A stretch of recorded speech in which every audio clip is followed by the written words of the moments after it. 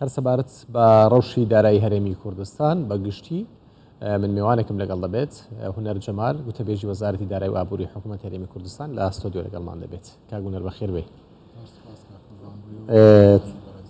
سپاس. 400 ملیارەکە گەیشت کەی دەست بە دابەشکردنی موچە دەکەن. یارەوە پرسیاری سەرەکی هاوڵاتیان و موچەخۆران و هەموو میدیاکانیشە.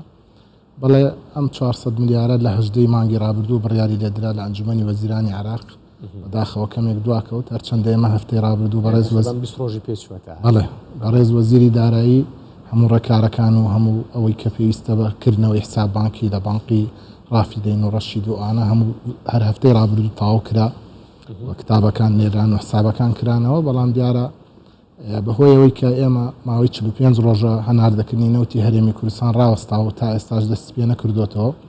دیارەیەکێک لە سەر چاوە گرنگەکانی داهاتی ئەمە بۆ موچە داهاتی نەوتە کە پێشتر مانگانە بڕی 740 میلیارد دینارمان لە داهاتی نەوتی وەزارەتی سامانە سروشتیەکانەوە بۆ دەهاتەوە لەگەڵ 200 میلیاردی داهاتی ناوخۆ تەکمیلەی موچەمان پێ دەکرد. ئەمە چەند مانگێکە هەروایە بەڵام ئێستا بەداخەوە مانگی ڕابردوو ئێمە ئەم داهاتەمان بوو بە سفر.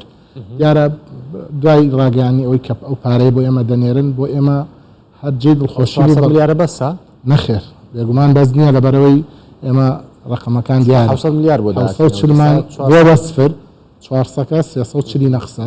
دیارە ئەمڕۆ کە دە کاتژمێر 2 و 200 یەکەمیان گەیشت دوای نیو کاتژمێر 200 دووەمیان گەیشت ئێمە ئەو کادڕامانگەیان ئارادێک یعنی توانین بەرچاوڕوونیەک بوو بۆی کە ئێمە لە 155 موچەمان تەکمیلە بووە. بەڵام ئەمە هەربەز نەبوو چکە ئێمە سەرچاوەکانی داهتا 150 هەبوو بێت لەو 400 ملیار. خێر بەوە ئێمە شتاتێکترمان بۆ 400ەوە بەڵێ 400 و 200 ناخۆ 600 دەتوانین بڵێن دەستای 60 بۆ 65 موچە بەردەست بوو تا پێش تەوابوونی کۆبوونەوەی ئەنجومەنی وەزیران. دیارە داهاتی ناوخۆ چەندە بەگشتی؟ داهاتی ناوخۆ لە بینی 200 بۆ 220 میلیارد 230 میلیارد 240 میلیارد یعنی ئەم ڕقەمانە ئەگۆڕێ مانگ بە مانگ هەرچەندە دوای سەری ساڵەوە. بەڵام ڕێژەکە بەگشتی 200 میلیارد. بەڵێ 200 میلیارد توانین بڵێن سابت هەیە لە دوای بڵێن سەری ساڵەوە مانگانە داهاتی ئێمە لە ناوخۆیە 30 میلیارد کەمی کردەوە بە تێگڕا 10 میلیارد لە سلێمانی 20 میلیارد لە هەولۆری دوهۆک مەش کۆمەڵی بابەتی خۆی هەیە. بەڵام ئەوەی گرنگ بوو بۆ ئێمە کە ئەم پارەیە بە تەنیا ناتوانین موچەی پێدا بشکین. دیار بوو دوای تەواوبوونی کۆبوونەوەی ئەنجومەنی وەزیرانی عێراق ڕایان گەیاند کە بڕیار درا هەفتەی داهاتوو سلفەیەکی تر بە شێوەیەک بۆ ئێمە بنێرن کە 400 میلیارد دیناری ترەکە. ئەمە تا ڕادەیەک بەرچاوڕوونێکی یا بە ئێمە کە ئێمە لە سپەینەوە دەست بە ئامادەکاریەکانمان بکەین چکە خۆ دەزانی پرۆسەی دابەشکردنی موچە پرۆسەیەکە چەند کاتێکەوێ تا هەم داوای زۆر بەشت و پارە و حسابەکان و دابەشکردنی بەسەر لیستی بڵاوکراوەتەوە ڕاستە؟ بەداخەوە ئەوە فرسەتێکی باش بۆی قسە لەسەرەوە بکەم.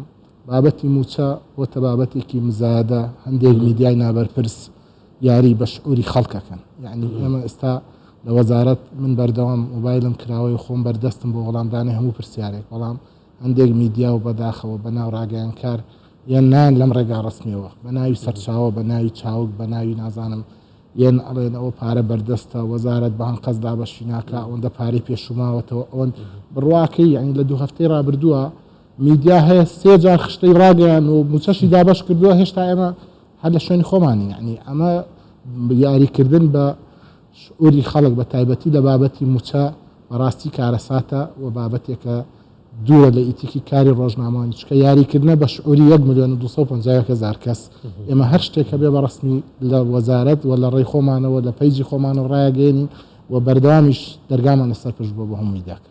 باش ئەیکەی دابەشێکن وەڵا وەگوتم یعنی 600 میلیارد هەیە کاکۆڤان ئەو 400ەکە هەیە و 200ەکەش یعنی بە کاش بڵین یەک بەیەک ڕقم نییە. یعنی ئێمە کە ئینێرین بۆ پارێزگاکان ئەوان ڕۆژانە کە داهاتەکە پارێزگای بۆ پارێزگای بەڵێ جا ئەوەیە ئێمە ئەمڕۆ لە کۆتایی داوامە بۆ مەناتوە سپینێ لە کۆبوونەوەی خۆمانەکەین و لەگەڵ بە برادرانمان لە بەغدا قسە دەکەین لە نوێرەتی هەرێم کە ئەندێک لە کار پێویستە شەمە هەفتەی داهاتوو دەست پێ دەکەن.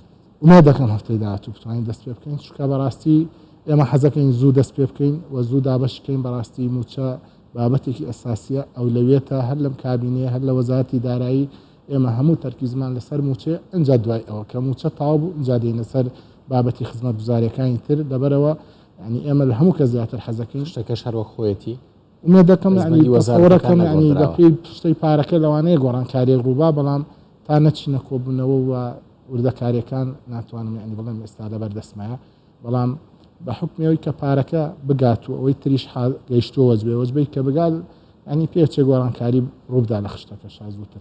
سپاس بۆ هونەر جەمال گوتەبێژی وەزارەتی دارایی و ئابووری حکوومەت هەرێمی کوردستان کە لەگەڵمان بووی. بەخێر بێیت.